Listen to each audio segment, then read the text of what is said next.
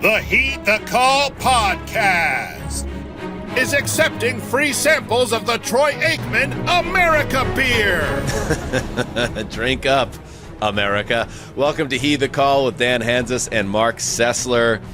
It is the Wednesday midweek show, and it's going to be a great one coming up later. Andrew Marchand of The Athletic and AndrewMarchand.com, one of the great media men covering the sport. And Marc Sessler, beyond that, we're going to talk some announcer power rankings. We got a TNF preview to hit. We have an announcement to make, programming announcement, Sessdog. Yes, I love, dating back to my...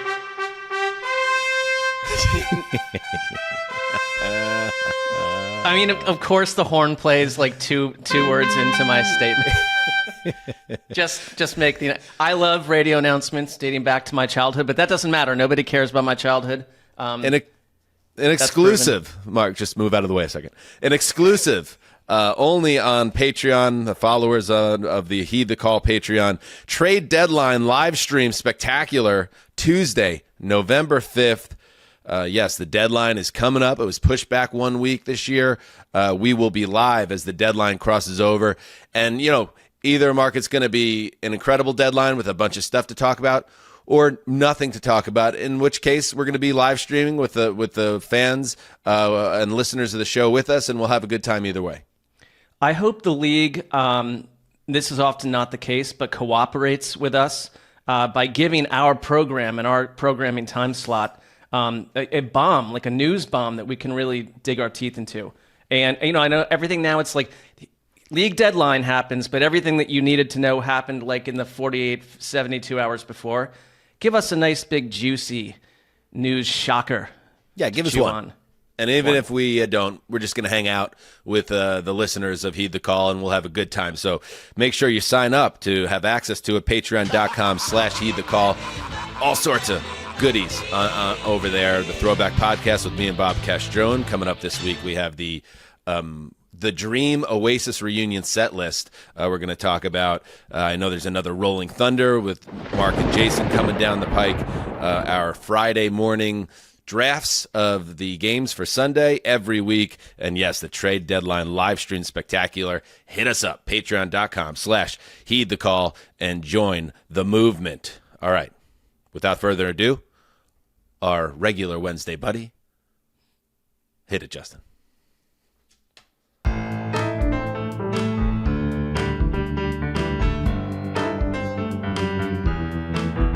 Conor Orr, he knows his game, from Hallmark to the Hall of Fame. When he's here, it's like Christmas every day, as he unwraps the mysteries of the unexplained. It's Conor Orr. Conor Orr. Hey, bud.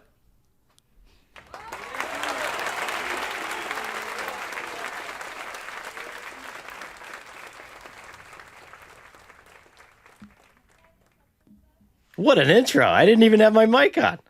All right. I was in the zone. I was taking it in.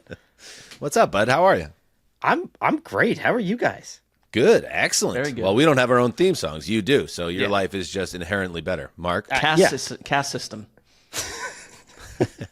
Hey, before we end credit there, as we always give credit to our highly, highly talented musicians that contribute the Conor Orr music, and all music contributed to this show. That one was from Sam Stringfield. So thank you, Sam, on that. All right. By the way, before we get to Andrew Marchand, we welcome him in. I feel like as we chug towards week 8, Con Man, let's stay positive. Sometimes it's easier to just go cynical and bury teams and move on and dwell on the negative, because if it bleeds, it leads, right, Journo? However, let's go the other way, and let's talk before we get into anything. Teams we are not ready to give up on. So, Connor, I want you to take a team that's downtrodden on some level right now and make the case why they still are relevant, why they still matter, why they could be making noise in January. So I'm probably going to have the biggest outlier out of anyone now. and but I want you to hear me out on this. Okay. All right. The Raiders. Okay. And we're starting off hot. Okay, so this is going to sound completely and wholly ridiculous, and I understand that. But think about some of the top level stuff before we get into the stats. Right, top level stuff. Tom Brady just became a minority owner of the franchise. Richard Seymour. This is like when like McKinsey shows up at your corporate job. You're just like, oh, my ass is totally smoked. You know, like they start asking you about like, do you believe in vertical integration? And you don't know what the f- that is. And you're just like, you know, if you're Antonio Pierce, you're just like, okay, it's time to get out of here. But I think that there's something empowering in that, and it might motivate him to stop kicking from the 10-yard line and just go all out and just play, because the Raiders are oddly spicy. And if you remove, so this is like a fun thing you can do with expected points added and a couple of the other advanced metrics. If you remove turnover plays from the equation, they're like a top 6 defense over the last 3 weeks. They are getting better on offense, but not like nowhere near like the top 15. But we just have this team full of nobodies playing with reckless abandon. I think I said it on the Sunday show. Their 5 wide receivers had a combined 10 starts, to the point where like every team playing them, it's like playing a service academy. You don't know what's going to happen when you play the Raiders at this point. There's reckless abandon. There's Antonio Pierce trying to hold on to this job for dear life. And I think he's going to get wild with it. And how beautiful would it be, guys, if Antonio Pierce, part of the Giants organization that twice thwarted Tom Brady in the Super Bowl, ends up giving him the middle finger and making him unfireable once again down the stretch this season. I love the whole enchilada. So there's 2 keys that need to unlock here, without even looking at their upcoming schedule, in terms of, because on the surface, I can't take this seriously at all, but because I respect you and your football acumen, I'm going to pop the hood. I need to know who the quarterback is. I need to know who's leading this offense. I know they have certain inherent limitations when it's Gardner Minshew or Desmond Ridder potentially, and maybe Aiden O'Connell down the line. They need to get proficient play at that position. Who's going to emerge to help Brock Bowers on offense? Is it Alexander Madison, their lead running back, and one of these no-name wide receivers? I don't know about that. Do they shock everybody and make a trade before the deadline, maybe on Tuesday when Mark and I are live on the live stream? Maybe. These are the questions I have. And then I guess the last part is Antonio Pierce. He seems like a proud man. He seems like a man that's very set in his ways. Can he go full Riverboat Ron and change and save his season? Because he has at different points in the season when his back was against the wall. He's done this before. But I would argue that it's Gardner Minshew, because we've only gotten cold Gardner Minshew. So I remember, you're a Yankees fan, that you rode the Joey Gallo experience at one point or another, where it's like it's a strikeout or it's like a 900-foot home run, right? That's mostly strikeout, yeah. Mostly strikeout, yeah. So that's what you get with Gardner Minshew. We have not gotten the hot streak yet. We have not gotten hot Gardner to this point, on the field at least. And I think this is one of those situations where you're riding the statistical outliers. I mean, he was awful last week, and what's to say that he can't put on a heater? So let's take the Chiefs coming up here out of the equation. Okay? Yeah, I mean, I think the schedule is a big problem here. But I don't know if it is, because you have, down the stretch, you have Miami, and we don't know what they look like yet. We don't know how Tua looks after this. You have Denver, which is still a winnable game. Let's not build the Broncos up into anything that they're not. Tampa Bay still maybe without their top receivers. Jacksonville, New Orleans, Los Angeles, the Chargers. I mean, these are all games that you can't, with any degree of certainty, say like, okay, yeah, this team of fired up nobodies playing guerrilla style football can't beat us. I mean, the Raiders beat the Chargers last year, or the Chiefs last year. All right. So, yeah, I think the one thing is, so in the next 2 weeks, to not be executed, you've got to beat one of either Kansas City or Cincinnati. And I don't really buy the concept that we're going to get a lot of Raiders news on our trade deadline special. You just traded away like your best offensive player. Like, right, that would be... Yeah, that would feel like it would fly in the face of selling and then buying. Sometimes a freeing element when, like, don't you all right, think Connor, like you've made your sell. Like whenever you're with whenever you're with people at a party and the first guy to be like, were you having fun yet? You know, like that was Devontae Adams. He's gone now. And now everyone can just celebrate the love of football like Robert Spillane. Like if you watch that guy play this year, he's incredible. I don't know. Let's go. I don't know if I saw a lot of guys loving football against the Rams. You got Chiefs, at Bengals, at Dolphins. You got to win 2 of those 3 to make this interesting. It's not the easiest schedule, but okay. All right, the Raiders. That's bold, though. I like that. That's where we start. Sestog, how about you? Well, I'm going to go with the team that just beat Connor's candidate here, the Rams. And now this is complex, and I part of it is we have to be pitching a somewhat faulty product. We get that. That's the conceit here. There is a little bit of a lipstick on the piggy in this situation. But here's my paradigm with the Rams. They are a playoff team from a year ago with a lot of the same pieces. They've added some pieces. They went to overtime with the Detroit Lions in the opener, and then everyone gets injured. They lost essentially all their players that really, really matter. Their offensive line was shattered. You're looking at a team, and I realize there's some nuance here to Cooper Kupp, and we'll get into that later, but you're getting Cooper Kupp back. He's practicing. Puka Nacua down the road. It looks like you're going to, at some point in November, get Steve Avila, starting left guard, back. You're down to your 4th center, so that's a problem. But you get Jonah Jackson back at some point in the season, hopefully. You've got Sean McVay. You've got Matthew Stafford. You've got Kieran Williams. You've got a young defense that is really, I think, starting to come together right now. There is a veteran or 2 on there. Like there's the Darius Williams.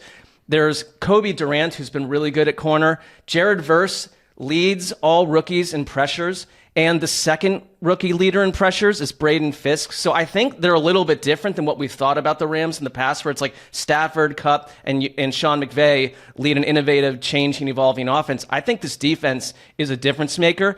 And here's the thing, because I think schedule really matters. Because I think for all these teams, 1 or 2 more losses, and you are cooked. If you look at what is coming up for the Rams, there is the Vikings. That is a tough ask, but you know what? We'll get into that Vikings game. I think this is a potential trap game situation.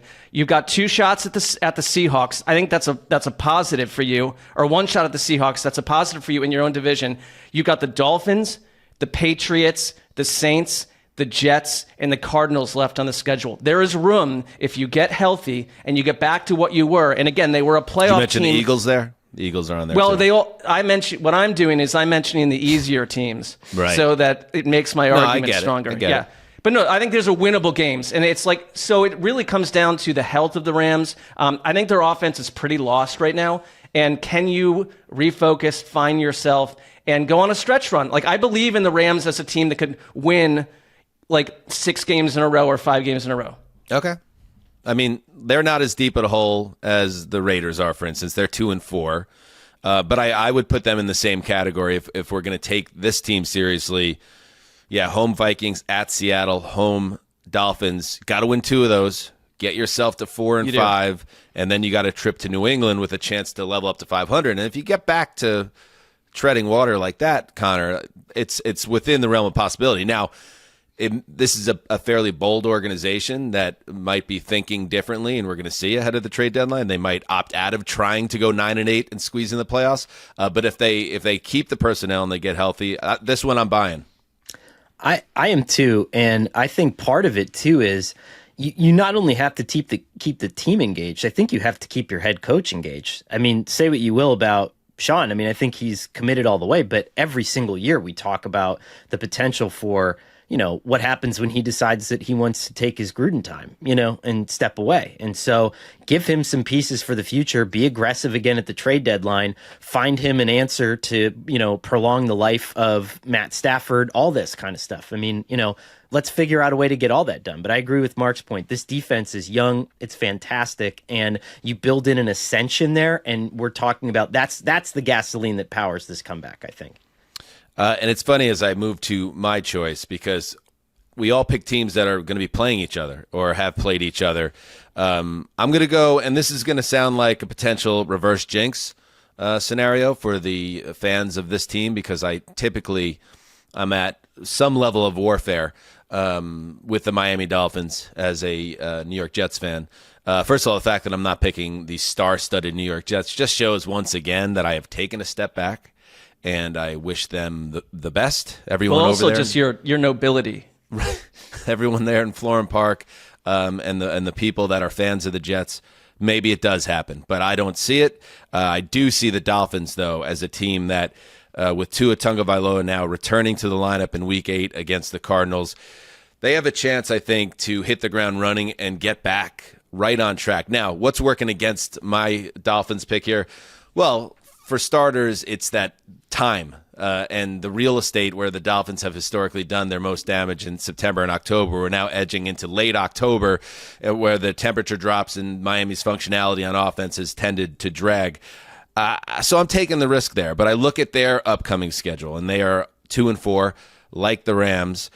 We have, like I said, home Cardinals, winnable. At Buffalo, toughie. At Rams, that could be kind of a loser goes home scenario, Mark, for our picks there. But again, what version of the Rams shows up? Same case. You got to win 2 of those 3 games. And then if you can get back to within 1 game of 500, you got home against the Raiders, home against the Patriots, 2 games against the Jets. And when I look at the AFC East, it is obviously now is come into focus that the Jets, who are one Aaron Rodgers false step away now, and that guy is barely making it through every game, to an injury that takes him off the field. The Jets, I think it's way more likely the Jets lose 8 of their last 10 games rather than win 8 of their last 10. They could be one of the worst teams in the league down the stretch. That's how that season trajectory is going. The Patriots also absolutely in the running for the number 1 overall pick. So you have those teams in your division. You have 3 matchups against those teams.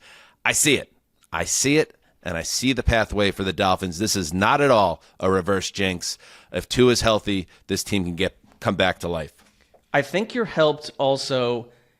The pre supposition was that the AFC would have like 9 teams vying for playoff spots, and you've got a record challenged Bengals team.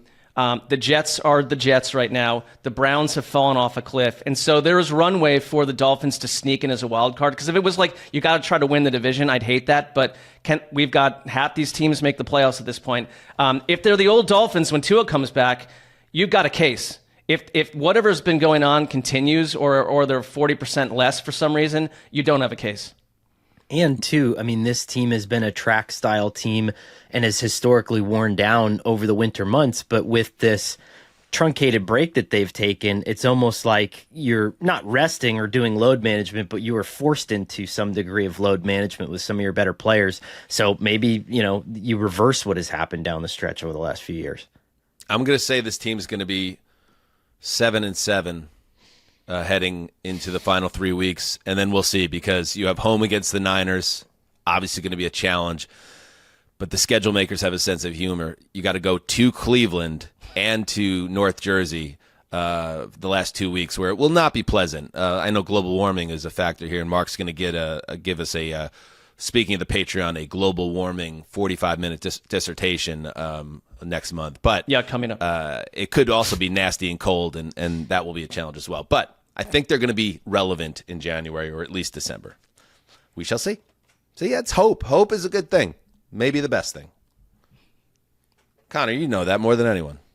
I mean, apple more picking than anyone. in the orchard as the sun shines down, just thinking to yourself, life on balance, it ain't bad. That's the Conor Orr I know. They had a slingshot there, so the rotten apples you get to put in a slingshot, but it was for ages 8 and under. But I looked around and made sure no one was there, and I cranked that thing back like 15-20 feet, and I nearly took the head off of a wooden moose that the kids fire the apple at target practice. And the sound of that apple smacking that wood moose was just like, you're just like, God damn it, what a great day to be alive. Yeah. I want to tell you one quick thing. I know we're moving on here, but in high school, the thing that I look back on sometimes in the middle of the night and I really regret. Wait, you look back on high school? No. I've never seen your Instagram page. Yeah, so. it does happen. It does happen. But in the lunchroom, and I was situated at the deep corner of the lunchroom, I had an apple, and I whipped it. I was like, I'm going to see if I can hit the opposite wall. And I whipped it across the lunchroom with it was kind of a show-off move in front of your guy friends. and it nailed this girl named Darcy clean in the head, and she went down, and like the school nurse came in, and then they're like, who did it? And I was like, do I have to own up to this? And I don't recall if I did or not. I'm sure I did. You were not in the book depository. That's like in the Christmas Story when they wondered who was behind Flick sticking his tongue to the flagpole. And the teacher says, who is responsible for what happened to Flick? Who's Flick? You got to look the other way. Yeah. Every man for himself in the school. All right, let's take a break. And when we come back, the great Andrew Marchand, let's talk some power rankings in the booth.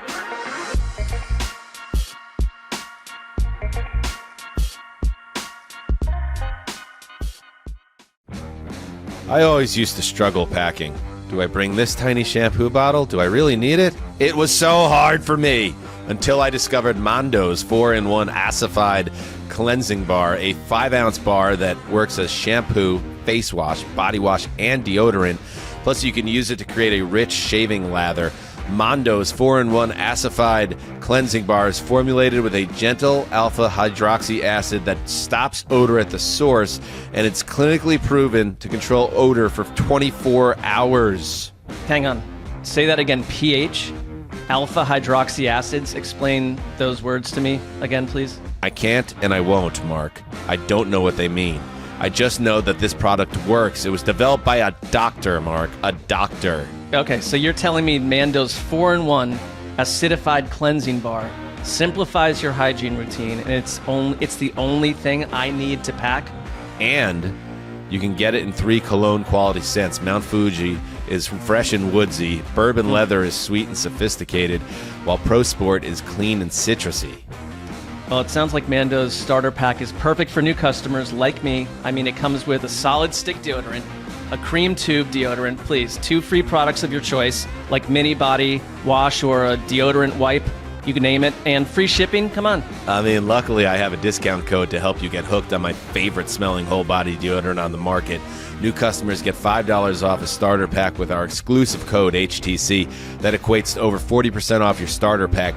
Use code HTC at shopmondo.com. That's 40% off with the code HTC at shopmando.com.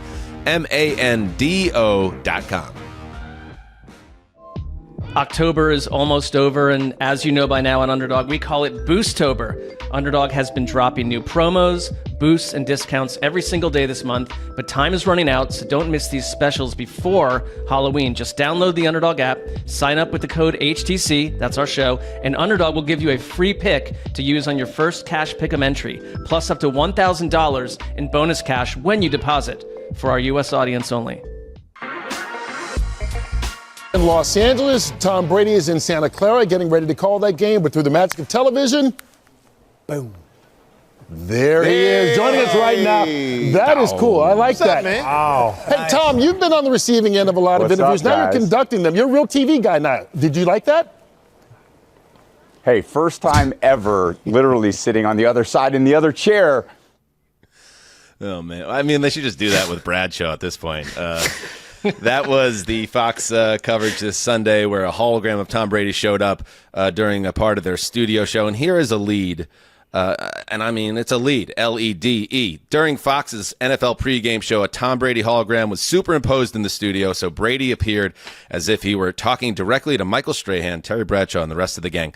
If only there could actually be 2 Bradys. The $375 million #1 NFL game analyst broadcasting life would be much less complicated. Bang, nailed it. That's Andrew Marchand, the senior writer covering all things sports media for The Athletic.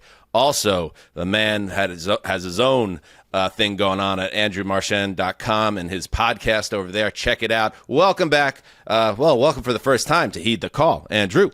Yeah, I like the new digs. Thank you for beaming me in and having me on. Appreciate it. Absolutely. So let's get into it a little bit. So it does strike me and strikes many people odd, the Brady rules, I believe, as you refer to them, all these restrictions. And you made a good point in the article. It's like, well, Brady was able to meet with Patrick Mahomes at the team hotel. Like how? So like, what's the difference? How does this to you feel in terms of a workable situation And does it actually, in your opinion, does it really set back the telecast, him not being able to have the access that other top analysts do? Yeah, I think he can do the job under these restrictions. Number one, he's Tom Brady. You're going to tell me that if he calls up Andy Reid or Aaron Rodgers or anybody else in the NFL, they're not going to call him back? They're definitely going to call him back. I would say the fact that he can't go to these meetings, I think players and coaches are going to be more disappointed than he is to not be able to talk to Tom Brady. And his expertise is more of what he sees. I'm sure we'll get into how he's been, but what we really want from Tom Brady is to see a play and tell us what happened in real time. Obviously, he has to simplify it for us normal people, but that's what you really want. And so, yeah, is it unhelpful for him not to be able to do the normal broadcaster things, go to facilities, meet with the team, and with the rest of the crew, Kevin Burkhardt and everyone else? Yeah, that's not ideal, but I do think you can work around it. I was just going to ask you, I thought in this article, I'm always curious how you watch games and how you kind of find little moments that stand out to you when you're kind of assessing the Tom Brady growth. I think you've sort of intoned that you think he's gotten better. I think so too. But there was a moment where Patrick Mahomes got whacked in that Chiefs game, and Burkhardt had to try to, and Tom Brady went on a spiel about Noah Gray, the tight end, and Burkhardt had to kind of bring Brady back to say but look at Mahomes. He's throwing while he's basically, knocked off of gravity's earth. And Brady then commented and said, yeah, he's a stud. But you made a really good point that Brady is still learning to give the viewer what they want. I thought that was a really interesting assessment of what you're watching with Tom Brady at this point. Yeah, the point I would make about Tom Brady is, and I don't know Tom Brady, but I presume he grew up wanting to play in the Super Bowl, not wanting to call the Super Bowl. And so he hasn't watched games the way we watch games, right? We are always evaluating Tony Romo or Chris Collinsworth like fans do. That's what we do. There's a pretty good chance that over his 20-plus year career, he put the sound off a lot. He wasn't listening to the broadcast. Let me see how John Madden calls a game early in my career.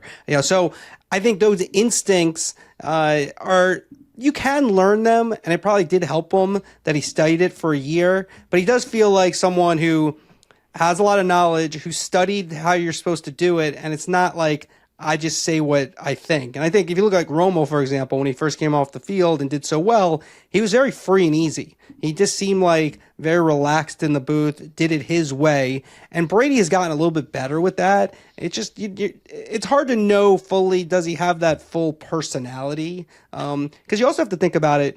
Tom Brady hasn't lived like a normal person for 20 plus years, right? Once he started winning Super Bowls, how many times do you think he's been on a regular plane, as opposed to private, right? Again, and that's not, he seems like a great guy, and everyone I've talked to at Fox all love him, and he does seem like he lives up to who he's supposed to be. So I'm not trying to degrade him, but it's just, he's not like you, and he can't be like you and me, right? He's considered the greatest player of all time. So I think that relatability, is something that I haven't totally seen yet. I go back to the Bucks game, Andrew, and it's you're playing with Chris Godwin and Mike Evans, and I was waiting for that moment where he could have given us that insight into, well, this is how Mike Evans likes the ball, or this is what, and you could answer this better than me. Do fans care about that nugget that might only be interesting to me because I cover the NFL and I want to learn something new? And B, do you sense a reticence, almost like a gamesmanship where he doesn't want to hurt Mike Evans or Chris Godwin by revealing secrets? And does that kind of play into it as well? Yeah, I do think he's holding back. I mean, most of these guys do, especially if you're Tom Brady. Anything he says that's at all critical is going to be headlines everywhere because he's Tom Brady. And so I do think, I think the one thing that you're hitting on that I think is correct is I watch the game. And when I'm doing a review, you asked me this, I could nerd out about how I do reviews and all that stuff. But anyways, I kind of, when I'm reviewing a game specifically, I'm very intensely watching, got the AirPods in and in different 3 screens going. And a a lot of times you're watching, you're like, ooh, this is going to be a good point he can make. Like, this is leading into something. Like the Mahomes, play where you want him to talk about Patrick Mahomes making an amazing play. Yes, it's a regular Patrick Mahomes amazing play, but I want to hear Tom Brady talk about it, not he was going on about the tight end. And that's sort of like you kind of studied for the test, but you just weren't anticipating that question. And so it's like seemed obvious. Like, look, it's as a, you guys probably do this too. Back in the day, I used to cover the Yankees with the great Wally Matthews, and sometimes he'd be on the road and I'd be home. I didn't even watch the game, and he'd call me up. What should I write today? And I'd say A-Rod, and he'd say, well, A-Rod didn't play. I go, just talk to A-Rod, write A-Rod. You're right about you're right about the stars, and so like. Tom Brady needs to talk about, and he did somewhat, but like there are circumstances where it seems obvious that, and he needs, it can't just be, he has to see it and then say it, not Burkhardt says it, he hears it in his ear, and then you respond. Like, yeah, you can do some of that, but at some point it has to become instinctual, and you see that with someone like the guy who replaced Greg Olsen. He feels like he has a good feel for what he should be talking about, what the situation calls for, and Brady's gotten better over these 7 weeks. It's still just not totally there yet. Last question before we unveil our Heed the Call announcer booth power rankings, which pinch yourself, Andrew, that you're here on the ground floor when it happens. I've been anticipating this all week. Yeah. So my last question is just because the Brady Fox deal went down, a couple of years ago, 18 months ago, something like that, right? And he took the year to prepare and all that. And then this Raiders ownership thing goes down officially. Was Fox always aware that this was going to happen when they gave him $375 million? And if they weren't, or privately, do you imagine they're a little annoyed now that they're not getting the full Brady, or in terms of the prep? Or is this something that was kind of pretty upfront that there were going to be limitations? And does it even matter, I guess, is the other part of it, with as long as they have Tom Brady in the marquee, they don't really care if it's a lesser version of Tom Brady because it's Tom Brady on Fox. I think it's the last one. I think they wanted Tom Brady, and I don't know if I tend to doubt this was brought up, because at that point I don't think that the fact that he could be an owner of the Raiders, he was with Tampa at the time. Remember, the deal went down. He retired, then he unretired, then the deal was consummated with Fox, and then he played a year, took a year off, and now here he is. So we're talking, I guess, 2.5 years ago, I think, that the deal actually went down. And so, look, is it perfect? No, but if you're, again, the interesting thing about when you talk about the money, right? Tom Brady's not being paid $375 million because they think he's a broadcaster that's worth $375 million. He's being paid that because he's Tom Brady. And that's what it costs to get Tom Brady in the booth, right? You're just not, he said, he did an interview with Jason Gay of the Wall Street Journal years ago, and he was asked specifically, do you want to be a broadcaster, do games? He said no.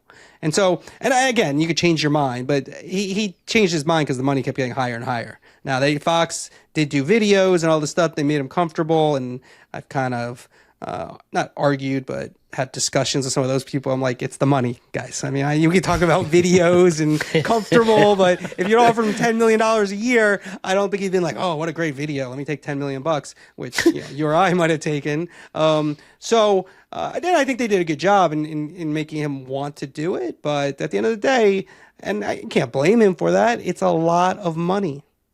It is. All right. Now, let's see where he came down, Brady and Burkhardt. And by the way, I have a feeling when Justin reveals this, we haven't seen this. We all put our rankings, and then Justin put them together to come up with our power rankings. I'm going to guess that Burkhardt and Brady are going to come in low, and that's not going to be a shot on Kevin Burkhardt because I think he's excellent. Let's see the rankings, Gravedigger. By the way, a large profile piece on Justin Graver, Andrew, something that I think would attract a lot of eyeballs. Just a fast rising. Yeah, I mean, it's been discussed. We have meetings every week, and it's been discussed. And so we're discussing how many people are going to work on it. Okay, so it could be 3 or 4 writers on it. Sometimes because we do these A1 stories, and they said, that's what they feel like the Graver deserves. Gravy, are you comfortable with that type of microscope on your personal life? It's going to be mostly about your private life and your endless engagement to your significant other. I mean, I'm perfectly comfortable with that. I have no problems at all. I do wonder if Jessica will be comfortable with that. So I'll have to check with her. Okay. I don't know if I'm comfortable with the fact that Graver took like a massive edible before this show, and it's we have guests on. Like it's uncomfortable. How about I go back to my editor after Yes. this, and I'm just like, I got this story. You guys got to hear. Listen, this is what I want to do. Justin Graver will be okay. Yeah, done. Do it. Done. Say no more. All right, here we go. Justin has been an asset to us, man.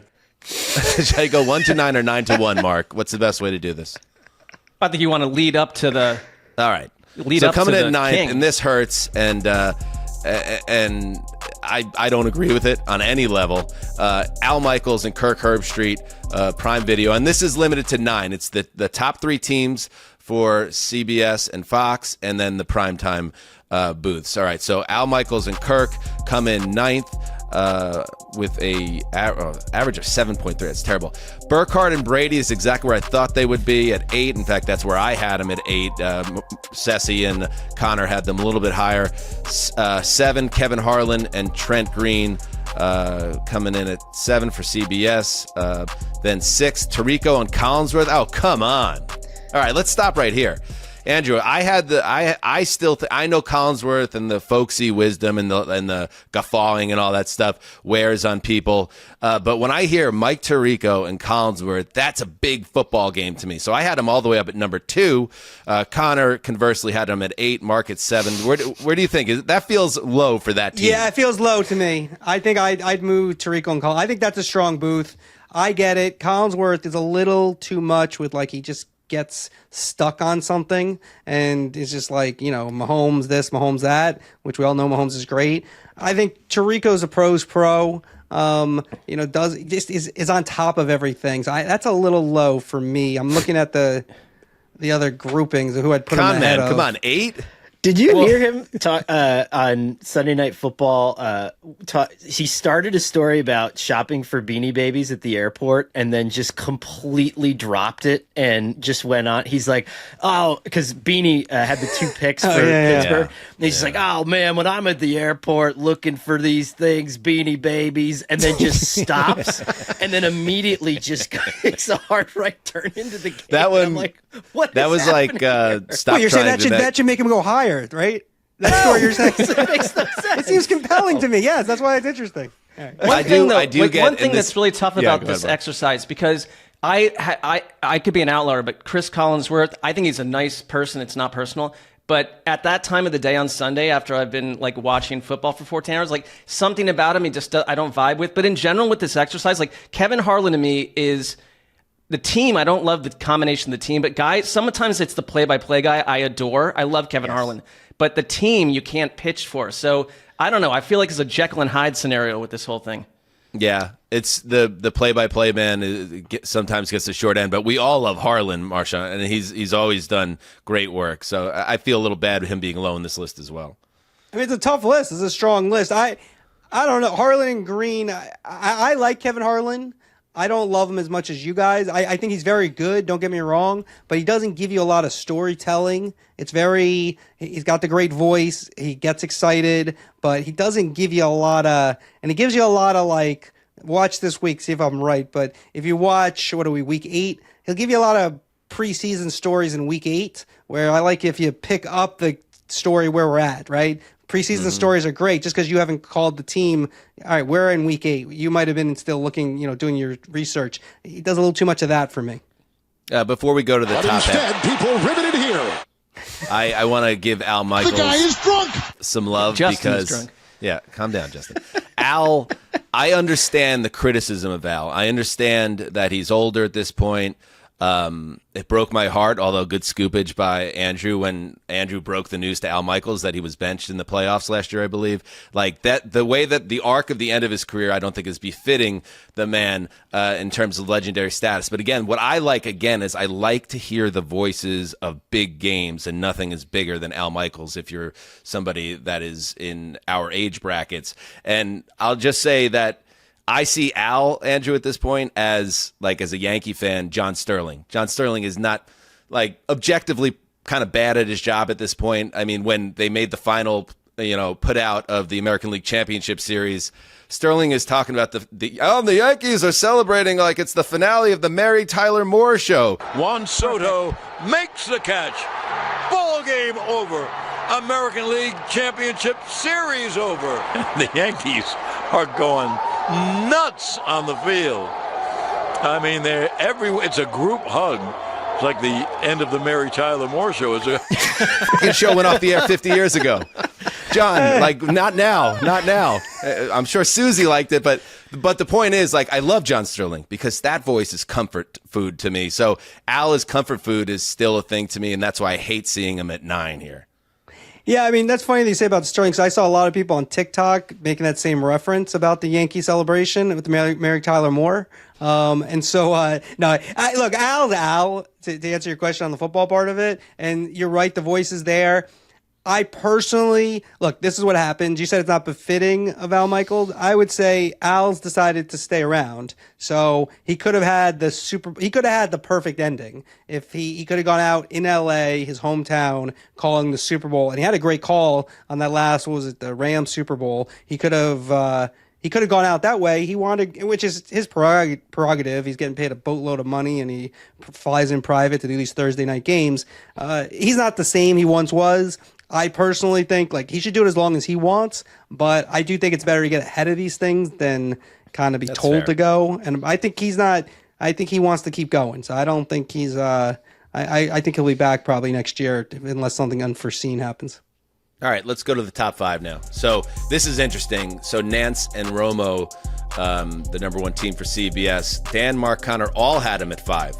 So we all kind of see them as a middle-of-the-road team, which obviously 5 years ago they would have been much higher in this exercise. But I think the backlash, Andrew, against the Nance Romo team maybe is peaked, and like maybe a year ago this exercise they would have been lower, but now maybe it's settling in a little bit where they really are, where it's not like, wow, Tony Romo's this magician or seer that he's the Nostradamus of football, but he's also not the worst guy to be in a booth. Like, this seems fair. What do you think? It does. He had a terrible Super Bowl. Like it was clear, like I had this column written, they turned the gunslinger into a game manager. That's what they wanted for the Super Bowl. They didn't want him to go crazy and be kind of Romo. And then at the end, he just like blew it on the last call and just talked for nonsense after, and Nance wasn't able to finish his call. But this year, I will say Romo, so far, he's been good. But they've kind of de-Romo'd Romo. So he's not like he hasn't been as like crazy with making noises and stuff. Jim! Yeah, my impersonation was not good. I'm not good at impersonations, which is good for the world because I love impersonations. And I'd be intolerable if I could do impersonations. But Romo's been better. Look, the chemistry is not great because Nance is sort of like his older uncle, and you got this like kid that he's bringing to the game, and it's like he's making jokes, and like Nance is like, well, did you see Mary Tyler Moore? I mean, that's what kind of the dynamic is. And so I think that somewhat like Romo to me is like an Al McGuire, which is another good reference that people who are under 50 will not understand. But Al McGuire was the legendary basketball coach and announcer, and he kind of just like he winged it. And I think that's where Romo is probably at his best, but he needs the right play-by-player to really make it work fully. And so with Nance, it's not bad, but I do think it's improved somewhat so far this year. But you get judged in the playoffs if you're number 1 team, in my opinion. That's fair. All right, and now the top 4. So Adam Amin and Mark Sanchez of Fox, and there was some discrepancy here. I had them down at 7. Mark had them at 3. Connor at 1, and or 1. Connor, I love you, Connor. I mean, you are. I like that you're an iconoclast. You're a man who thinks you think on your own. But absurd that Joe Buck and Troy Aikman should absolutely be number 1 on this list because Dan has him at 1, Mark has him at 1, and yet you put him at 9, which is a big like show me move by Conor Orr. It's not. I don't. Before we go to Andrew, Connor, why are Joe Buck and Troy Aikman the worst announcing team of this list? Here I go, making myself unhireable for the rest of my life. So I feel like there is this, like we're in the club and we're kind of explaining it to you in a way that you're not in the club and let me tell you how it is kind of vibe that I get from them. And I don't know what it is. It's hard to explain. And I'm not going to like, it's not a smarminess, but because they're both very good and they're very smart and the way that they can bring in the rules analysts, all that stuff. But it's just, it's a vibe thing. It's how it hits my ears. It's like the people that I avoided in high school, like two of them calling a game together and explaining to me why I'm not allowed to go out for the football team. And maybe there's something deep and psychological that's embedded in there, but I did not do this to be an asshole like I used to do when we worked together at NFL.com and I'd put like, you know, the Jaguars #1 in the power rankings. Seems similar though. As soon as I saw it, I was like, oh shit, they're going to think I'm doing this on purpose. But I feel that way and I'm sorry. Andrew, thoughts? Yeah, I mean, well, first off, you know, sorry whatever happened to you in high school. Number one. Number two, yeah, look, I think Joe and Troy are excellent. I feel like they've even gotten better the last few years. You talk about the big game feel. I think you got that big game feel. I think Buck going to ESPN has been good for him in terms of, you know, when he was doing the World Series and he was doing the #1 NFL game and they did golf for a while, he was on too much in too big of spots in terms of for the public. Like I feel like now he's sort of semi-retired and just does these 20 games on ESPN. So I think that's better in terms of his appeal. It's kind of the Al Michaels, like what he's done for the last 25 years of his career, where he didn't do baseball and, you know, he didn't really do basketball, maybe 20 years of his career. And so, yeah, I think they're very good. Like, I just think it's a very comfortable listen. And I think the thing that they have when we're talking about Brady is like they're always kind of talking about the right thing, which I think is very important. They're not, they're on it. So, yeah, I think you're wrong. I mean, 9, I mean, that's tough. 9's tough. That's like you turn on a game. It's a little bit of a show me ranking. Like, look at me. Yeah, there's a lot of crews. You turn on that game, you rather have that. That's interesting to me. Okay, so for reference, like my favorite color commentator of all time, and I'm sure this is going to just completely, like Andrew's just going to take out his earpods and walk out, was Mike Mayock doing Notre Dame games. I thought he was unbelievable. I grew up a Notre Dame fan. That's what I'm attracted to is like talk to me like I'm in the room with you, standing there with the whiteboard and you got the dry erase marker. And Mark Sanchez does that. And I appreciate that. And that's what I like. Don't pretend that I don't understand. And I don't know. I've always just gotten that vibe. And that's fair. I feel bad that I've ruined this exercise, but I'm standing tall on my soapbox. Ruined is strong. It's subjective. That's the end of the day. It's subjective. That's what's the beauty of it. And I'll just say one thing about that team before we hit the last two, and then we got to get out of here. But I think that it matters that Buck and Aikman clearly like each other and they enjoy doing it together. You could sense that these guys are buddies drinking Troy Aikman's America beer. And also, I think one thing that Aikman has really gotten better at is being critical. And I think that's what Tom Brady will also have to learn to do. I don't even know if Tom Brady's allowed to be critical, but Aikman, I felt like the last 2 years the light went on and he stopped giving a shit and was like, this is how I'm going to be. This is how I'm going to call it. And I think it made him a better analyst. Number 2, Ian Eagle and Charles Davis. I have no issues with that. I had him at 4. Mark had him at 4. Connor had him at 2. They are rock solid for CBS. A great tandem. And then number 1, shout out to Greg Olson, who got demoted, but still makes a lot of money and is number 1 on our rankings with Joe Davis, who also does excellent work for the baseball coverage for Fox. So Davis and Olson, number 1. Is that fair, Andrew? Do you have any issues with that? I mean, look, that's a Greg Olson plug there, obviously. I mean, I think Joe Davis does a pretty good job, but yeah, I mean, it's a fine list. It's a fine list. I think Connor ruined it, didn't he? I mean, Buck and Aikman I'd probably have them 1. You know, I'd say that the 2 best play-by-players are Ian Eagle and Buck. And then analysts. I do like Sanchez, though. I do think he's a riser. I do think that's one that I find him interesting when he does games. And so, and Olson's excellent as well. So, it's a good list. Thank you for cleaning that up just a little bit so Dan won't fire me immediately after this. No, listen. You make people think.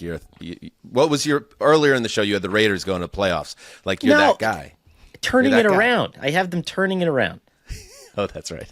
Well, let's hope they turn around and make it to the Super Bowl, and then we can figure out if Fox would let Brady call the Super Bowl. That would be tremendous. Perfect. That would be amazing. Andrew Marchand, thank you so much for joining us again. Check out Andrew, everything he does as senior writer covering sports media for The Athletic. Go over to andrewmarchand.com for his podcast. What podcast you got over there, Andrew? So I got two podcasts. You got one every Tuesday morning.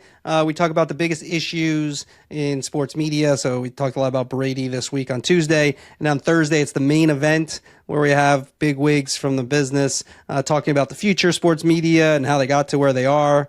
So twice a week. And then every once in a while, we pop in with a Marchand Minute, which is more than a minute, which like when the news can't wait and you just need my take. And so it's a good endeavor. We've been doing it for a couple of months. So appreciate anybody checking it out. Awesome. Everybody check that out. And I imagine main event is where we'll slot in Graver in terms of the audio portion of the coverage. Got Yes. Yeah, Graver could be, how he puts the show together, how he figures out when the drop should come in, the whole thing. Of course, the marriage. Only way I need the fiance on too. I need both. Yeah. Oh, yeah. She'll be available. Jessica will be available, I imagine. And would you qualify this as an incoming hit piece, or is it going to be a fair and true look at our producer? No, it'll be a hit piece. Okay, good. If it bleeds, it leads. Yeah, Andrew definitely. Marchand, thank you very much, buddy. Thanks, guys. There he goes, Andrew Marchand. Let's take a break, and then we'll hit the TNF preview. Who likes touchdowns? I know I do. On Underdog, playing touchdowns just got even better. Introducing Red Zone Rush, a new way to play touchdowns all October long. Just head to the Underdog app, tap play now on the Red Zone Rush in your pick'em lobby, and swipe right to add touchdowns, swipe left to skip. It's like a dating app, but for touchdowns. A dating app, Sessdog. Plus, every Red Zone Rush entry automatically receives a profit boost. So sign up with the code HTC and receive up to $1,000 in bonus cash when you deposit in the Underdog app for our U.S. audience only.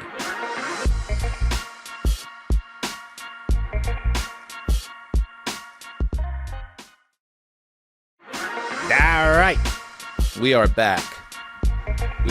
Boys. Good chat there with Andrew Marchand, who is as plugged in as anybody. Connor, I think you shook the foundations of the power ranking system, but it came from the heart and a real place, and I just want you to know that we admire you for that. That takes guts to do something like that.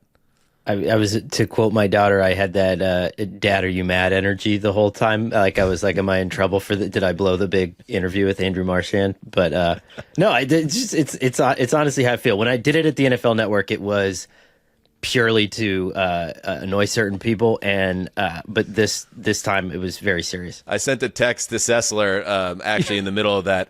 Oh my God, Connor blew the big interview with Andrew Marchand.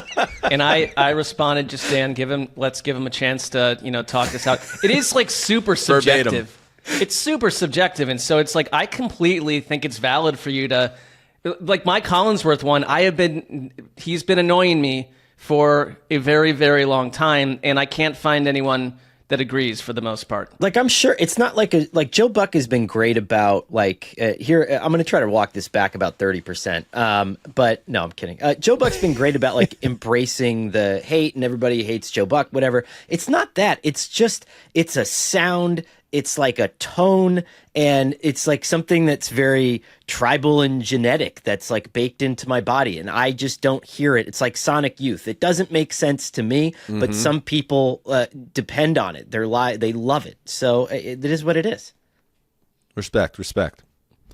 And by the way, a little bit of a, because Andrew kind of backed up my theory there, a little bit of a La Raville Magnifico for the entire industry when it's like, we're going to give the most famous football player alive all the money in the world, and we don't care if he sucks at his job because we just get to have that guy under our marquee.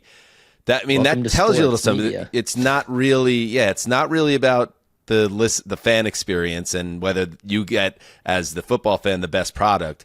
It's that they have Tom Brady in the fold, and that's above everything else, which is just a harsh reminder of the business, I guess. Well, and the flip side is like what happened to Greg Olsen, who clearly, to our ears, is one of the greater color analysts we've ever been around. And all the move is just demote him. I think he's all right, though.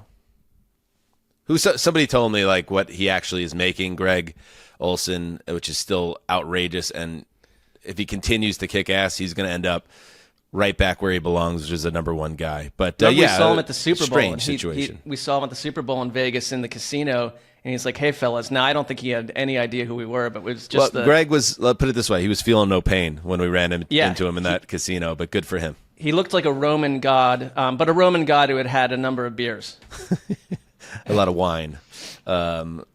Dionysus, who is she? Was she the goddess of wine? Did I get that? Is that Greek or is that Roman? Who gives a fuck? All right, let's get to it. The Week 8 begins on Thursday night right here in our backyard in Inglewood, California, where the Los Angeles Rams, who should have Cooper Kupp back on the field, should have Puka Nacua potentially. He's been designated to return from IR. That came down today or on Tuesday. They will welcome the Minnesota Vikings. A good matchup here, Con Man. The 5-1 Vikings coming off their first loss of the season. But you watched that game on Sunday in real time, and you came away impressed, Connor, by the Vikings. Now they have a chance to get back to their winning ways against the Rams team that obviously is imperfect.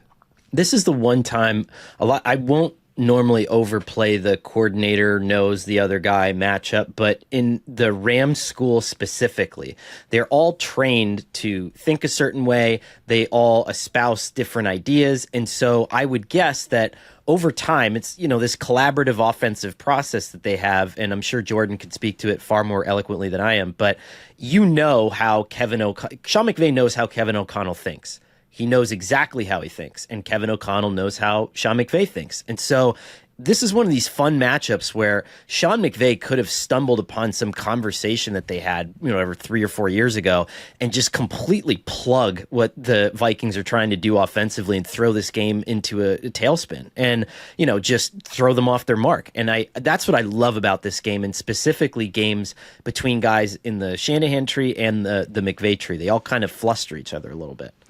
I think that really matters, and that's in that specific combination of those two people. The Brian Flores thing has been an element every week. We've discussed it a lot. Like, he is confounding quarterbacks. He's confusing them. I think the Rams' offense has been really out of sync.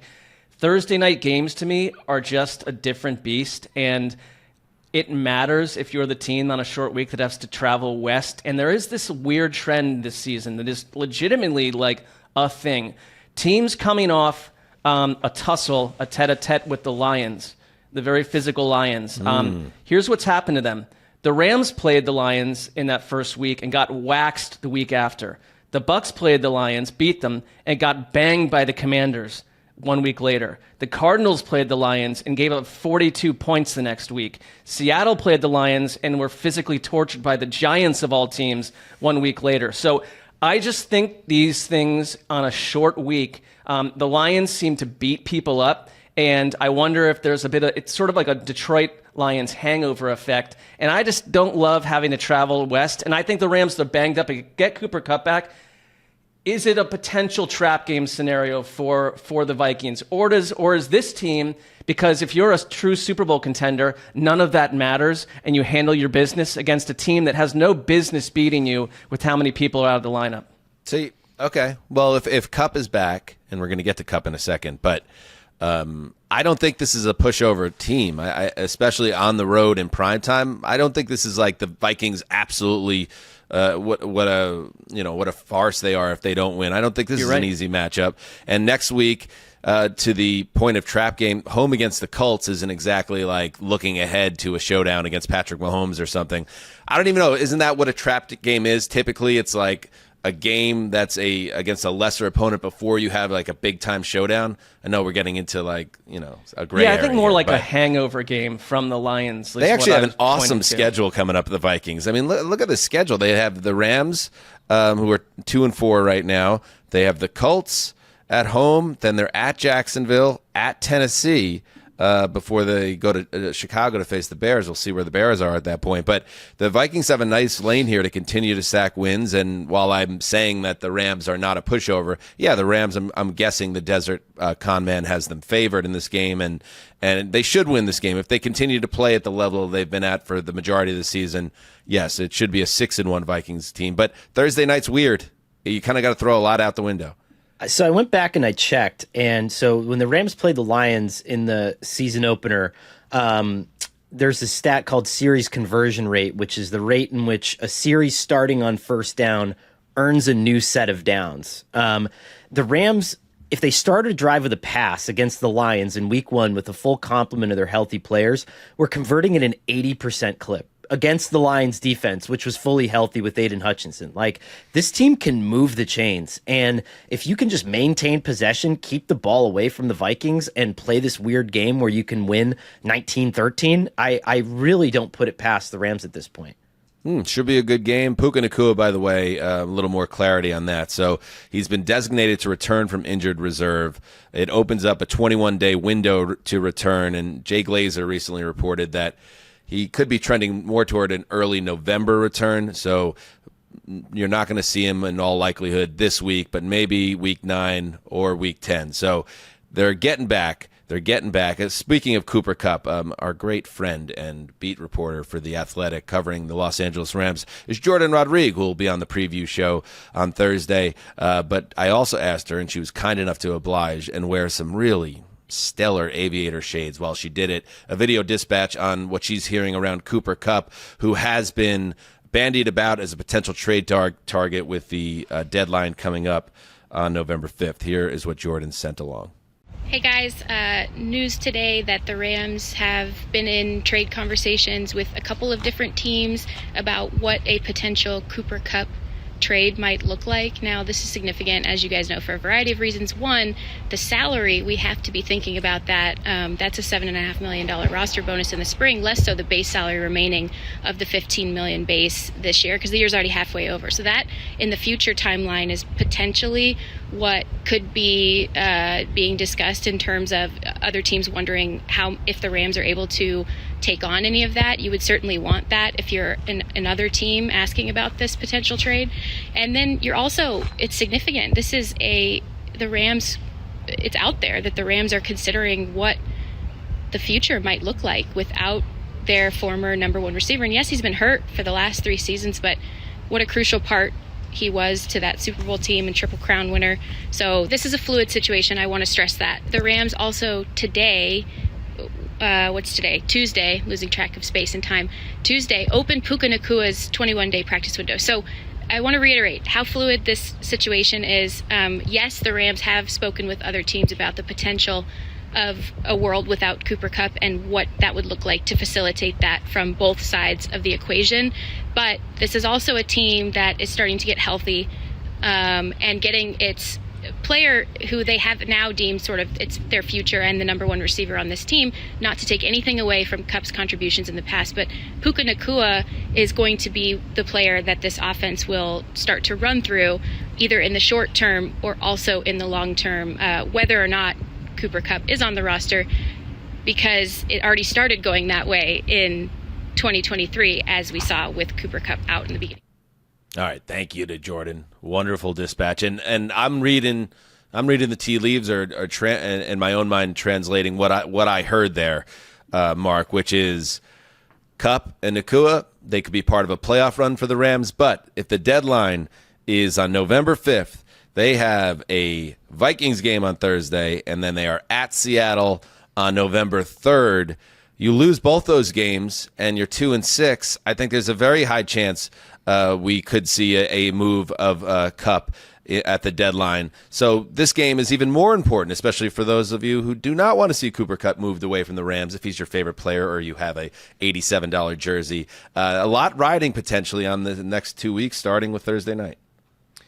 Yeah, I think the timing of these trades are so interesting because if you were the Bucs, maybe you would have been in the market for like an Amari Cooper, but that all happened. Their wreckage happened days later, and so you're the Rams. Like, what do? Do you try to save your season in the next 2 weeks? Put Cooper Kupp out there at full playing ability and hope he doesn't get injured. This is someone that gets injured frequently. Puka Nacua has his own durability issues. Like, if you're going to make him your number 1 and remove Kupp out of the issue, you're a very different offense. So I don't know if the Rams, it's like, if you're serious about this, do you move him and get value now or risk even playing him at all? Well, I think they're going to want to play him and see if they can get back in the playoff race, and I agree with that thinking. We'll see. All right, good stuff. Connor, Any other words on this game before we move on? I'm just interested, right? Like Cooper Kupp, what would he be in another offense? I don't know. He's so integral to the blocking scheme there, and that's what gets him open. And so you'd have to recreate that somewhere else. And also, good luck telling that to Matt Stafford. The two of them watch film together, and that's how Matt preps for a lot of these games during the week. So, yikes. Call. And you know what? That's why Connor, so many things. He might throw one of those like cartoon bombs with the black ball with the fuse on the end into a power rankings, but then he'll bring the human side of the sport into focus in a way that Mark and I, regular Joes, could never do. That's why I have a theme song. That's true. Many theme songs. All right, good stuff. Thank you again to Andrew Marchand for lending his expertise in the field of sports media. We'll be back on Thursday with 2 episodes. Of course, the preview of Week 8 with Jordan and Michael Sean Dugar, and then the TNF recap. Sessdog and I will break down the game we just previewed. And yes, one more time, get on patreon.com/heedthecall. A lot of exclusive content, but none more pressing than the trade deadline live stream spectacular. Hit it, Justin. Just hit it again. Tuesday, November 5th, exclusive, yes, patreon.com/heedthecall. Connor, I can't wait to see you again, buddy. Likewise. It's been a pleasure, fellas. Oh, it's been fun all season long hanging out with the Con Man. See you Friday morning on the Patreon, Connor. Until next time, for everyone else, heed the call.